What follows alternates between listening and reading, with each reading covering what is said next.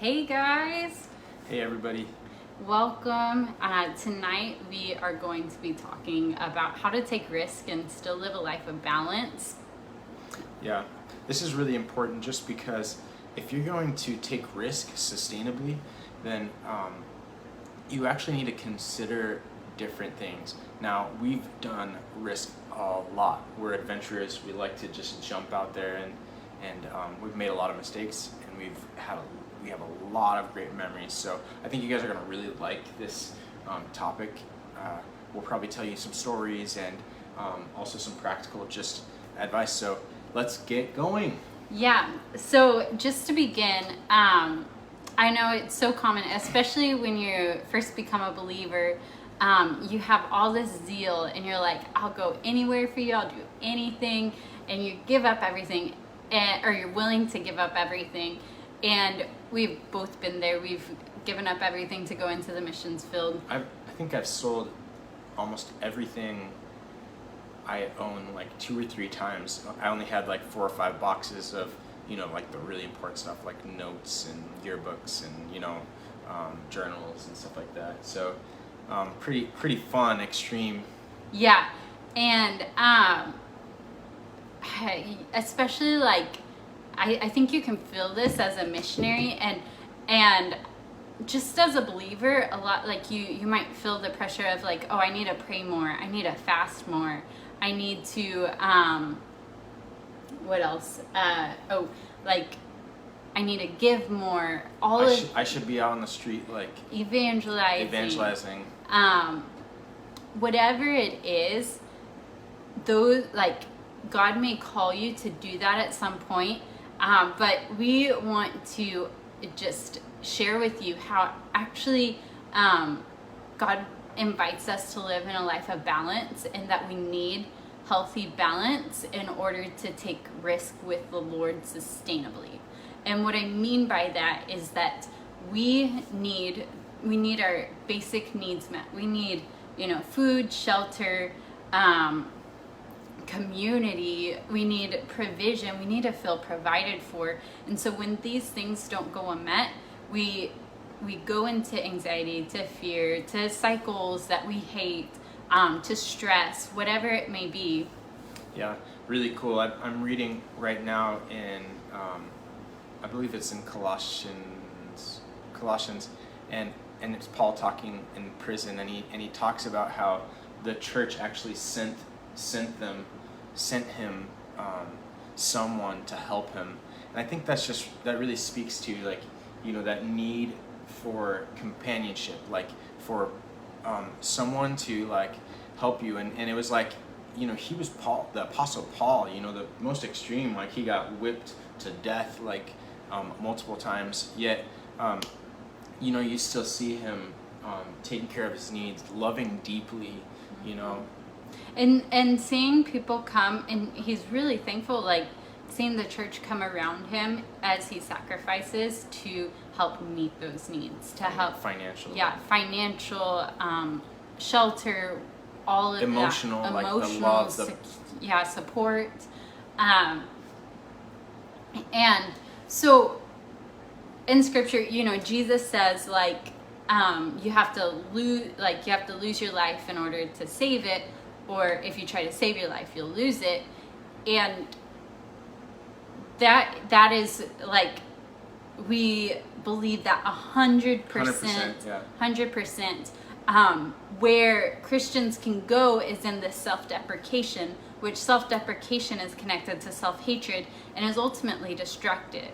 It's not gonna, if you are constantly not getting your needs met in various areas, and these aren't selfish needs, they're not like they're God-given. Yeah, it's not like sinful needs. It's God-given needs, like for every human being, for sanity, like for their well-being.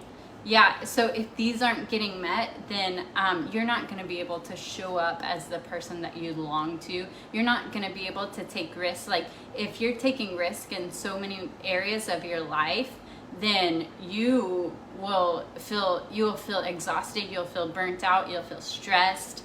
And there's a way out of that, and that's meeting your needs, getting your needs met. You can take risk in like one or two areas of your life, but you have to make sure that you feel secure, you feel safe.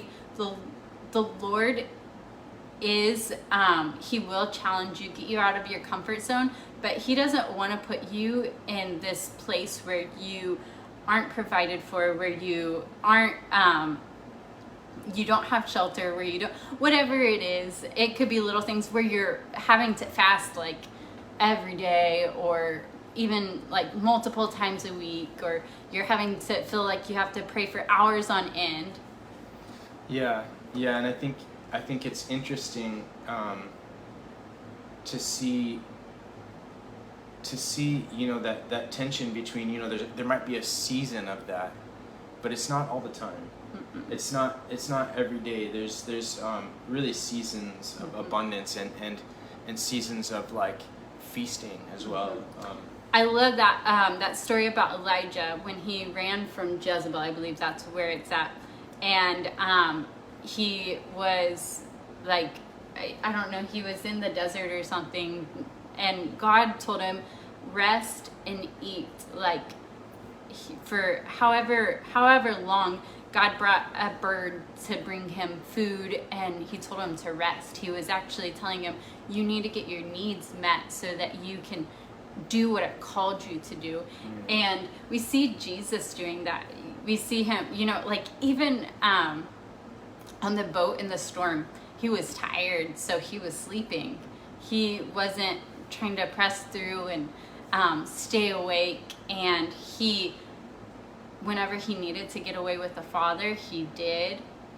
And go ahead. No. And we actually teach this in our course. So I'd like you to respond down there in the comments. If you're interested in our course, we teach you about your core needs as a human, so you can actually thrive in life and ministry, in leading your church, in doing your job as a Christian, like you might work at a coffee shop, doing your job as a Christian, and when your needs are met, like your core needs, not your wants necessarily, then you'll thrive even more. So put down there, I want to know about your course. Just comment in our comment section, I want to know about your course, because you need to know this. Like, this is something that we don't teach enough in the church. We actually teach try harder, do better, and then we don't teach like, okay, your heart actually needs this. Yeah. Jesus said to love your neighbor as yourself. And the reality is that we can't love others well if we aren't loving ourselves well. So if we are in self-deprecation, we're not going to be able to show up truly in a place of overflow for others, because we're empty. Right. Comment below and say like, if you found yourself like kind of like just hardly hanging on, like just you feel tired. Yeah. Say like, I feel tired. Like I can relate that.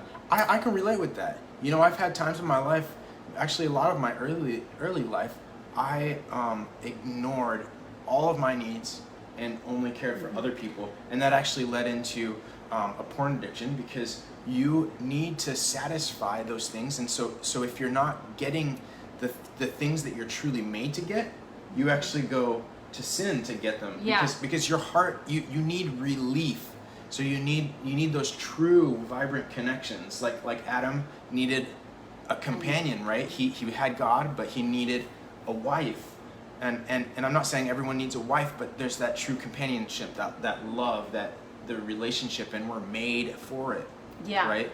And this can also look like, it doesn't have to just look like in your relationship with the Lord. This can look like drivenness. Like if you are overworking yourself, or if you are just constantly distracting yourself, scrolling like on Facebook, whatever it is that you might do to distract yourself, you actually need to step back and think about, okay, what is my heart needing? What am I missing? What am I trying to avoid? Yeah. And start meeting those needs. If you need just space to just rest, for me, in the season of building a business and being a full-time mom and just serving my husband. Like, I could constantly go, and it's exhausting. But the Lord has been leading me in the season of creating space to just rest, to just be connected with Him, to look around. Like, sometimes my time with Him just looks like really being present and taking in His creation, and just like He fills up my heart so much in that place. But creating that space for me to just rest and have that time where I honestly just don't do anything has brought so much balance into my life, where otherwise I'd be on this snowball of stress and I got to get things done. But in that way, doing more won't necessarily mean that you will get better results. Right. It's actually you identifying the moments where, okay, I'm constantly scrolling. It's distracting me. You know, I'm not thinking about the thing that stresses me, but I end up. You can feel it inside. Yeah, you feel this like rock void a void. Yeah, and you don't have to have that. You know. The thing is, you're made for connection. And so when you're constantly living out of balance, you're dismissing your needs and your primary need for connection. And that's connection with God, yourself, and others. And you're like meeting those needs. I lost my train of thought. Yeah, meeting those needs is going to actually work better than, like, you know, that scrolling that makes you feel empty. Mm-hmm. You know. Yeah, and getting that connection that will satisfy you. Most likely, you know, you need purpose, connection, and intimacy. Those are core needs that you have. God's put in us. Yeah, that God's put in you. And I just want to like encourage you to think about areas in your life where you may be escaping through distraction or just living out of balance, and begin asking God, what do I need? Asking your own heart, what do I need? What am I avoiding, essentially? Are you needing more security in your finances even? Are you needing to develop closer friendships? Are you needing to feel like you have actual purpose?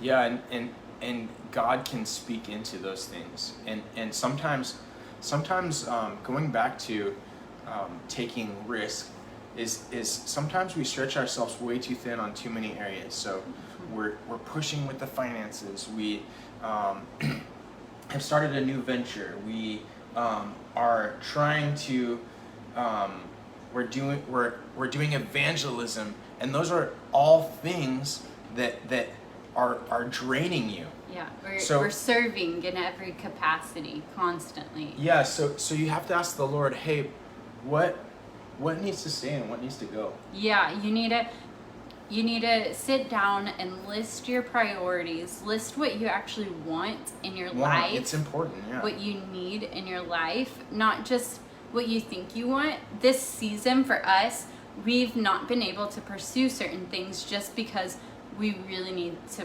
focus on other things. Like, we haven't been able to pursue working out the way that we do, or the way that we normally would, but we find ways to go out and go on a walk. We're making sure that we're not overloading our schedule so that we can live in a healthy and thriving way in the midst of a really crazy season for us. Yeah. So really encouraged, guys. This is really important for your life. Again, we have the Living Free Intensive course. Comment down below. I want to hear about your course. Say that down below in the comments. If you want to talk with us personally about going through this course, we will take you through how to thrive as a Christian leader. Yeah, how to heal the way you relate with and view God, yourself, and others, so that you can come from a thriving place as a leader and influencer for the kingdom of God. And also, comment guide down below to get started. We have a free guide that takes you through this process of identifying your heart's needs where they're unmet and how to begin to get those needs met so that you can live from a place of overflow. It's 5 steps to thriving, 5 keys to thriving with the Lord. And it's completely free. Completely free. It's very much so like a devotional, and it impacts many people. Like we constantly get people telling us like, wow, I encountered the Lord in that. I didn't nuts. realize I had this belief. I didn't. And so we just want to encourage you, check it out for your own heart, for your own freedom.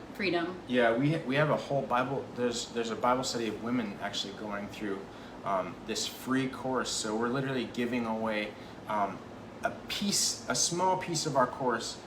It's so powerful. We want you to have it. Just comment guide below, and we will send it your direction.